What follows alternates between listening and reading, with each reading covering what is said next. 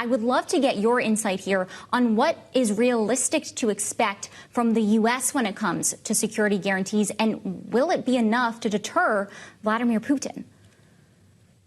I think the answer to the last question, Tyler, is yes. But you asked, what could the Americans bring to this coalition of the willing that the French and the British are leading? But by the way, it's about 30 nations.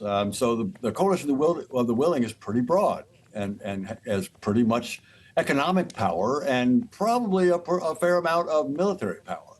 But there are some things that the Americans can provide that most of the Europeans don't have. President Trump actually mentioned one of them, called air cover. U.S. Air Forces, air capabilities are massive. That could be brought to bear, and you don't need to have American boots on the ground, as they say. You don't need American soldiers or airmen on the ground to provide that kind of air support and air cover using the United States Air Force.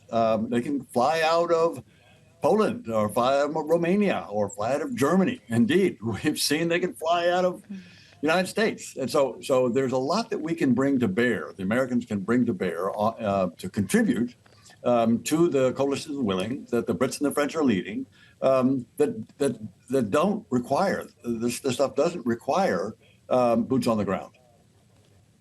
Ambassador Taylor, another sensitive question in this, of course, is land. And following yesterday's multilateral meeting, German Chancellor Friedrich Merz discussed the possibility of Ukraine ceding territory as part of a peace deal. Let's have a quick listen. The one aspect which has not been discussed today is that Ukraine should not be forced to cede any territories. Russia's demand that Kyiv give up Donbass region is comparable, to put it in perspective, to a proposal that the U.S. give up Florida.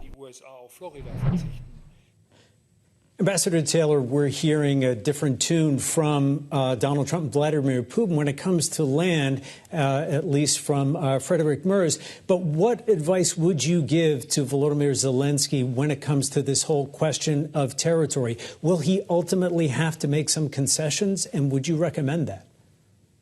No, I would not recommend it, and he's not going to have to make them. Yeah, Putin wants that. And Putin probably put that in Donald Trump's ear in Anchorage last week. But President Trump just brought those ideas back. I don't think he's figured out yet what President Trump would recommend. But in terms of recommending to President Zelensky, no one needs to do that. President Zelensky knows exactly what he needs to do, and it's of a piece. It is perfectly consistent with what Ukrainians want. That is, they want the end of the war. They want this war to stop. They're tired. They've been fighting for 3.5 years.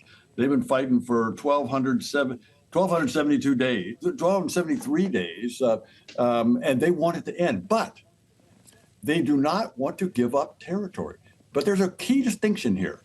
The Ukrainians grudgingly accept, Michael, that the Russians are in 19% of their country.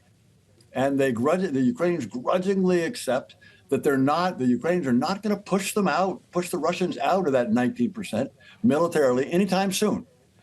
So even though they're not willing to give up territory and give up claim to that territory, legal claim to that territory, they are willing to acknowledge de facto that the Russians are there. And that's a big difference. And that's also, and President Zelensky is going to make exactly that point, I'm sure. And that's what the German chancellor is talking about as well. The reason it wasn't talked about yesterday is because they're not going to tell Zelensky to give up territory. The Florida analogy is a good one. So that it wasn't talked about yesterday. Putin may want it, but the Europeans don't, the Ukrainians don't, and we shouldn't.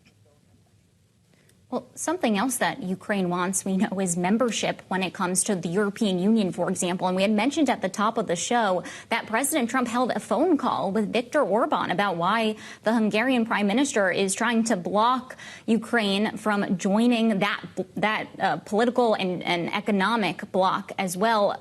Do you see a viable path here for Ukraine when it comes to EU membership, if we know already allies have said that NATO membership, for example, is going to be off the table? Well, first of all, NATO membership is not off the table. It may be off the table today, Tyler, but it's not off the table. I mean, you ask the Ukrainians, ask most Europeans. if it's still viable. And they say, yes, it should happen at some point. But there are some Europeans and there are some Americans who would say it's not on the table right now. So that's number one. On EU, that train is on the way. That ship is sailing. The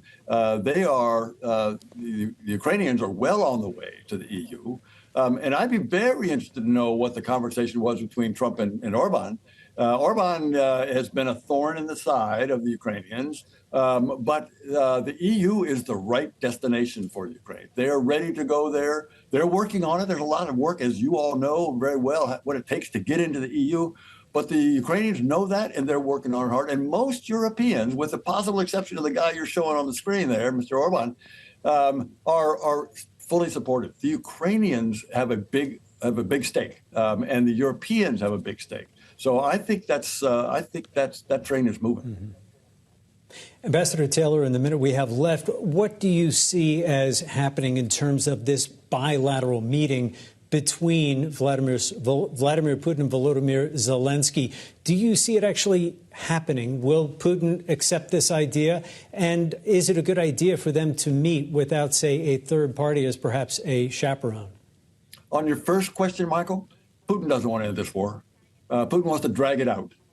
He wants to keep pounding the Ukrainians until they give up. They're never going to give up, but he's going to keep pounding until he's forced to come to the table for a ceasefire. So, no, I don't think he's eager. I don't think he has any intentions of coming to a bilateral meeting. He may say something on the phone to President Trump to tell President Trump that he's willing to do it. But all the official story coming out of Moscow is that they're going to up the level of their delegation to these talks. Right now, the delegation is very low. It's a deputy minister of culture.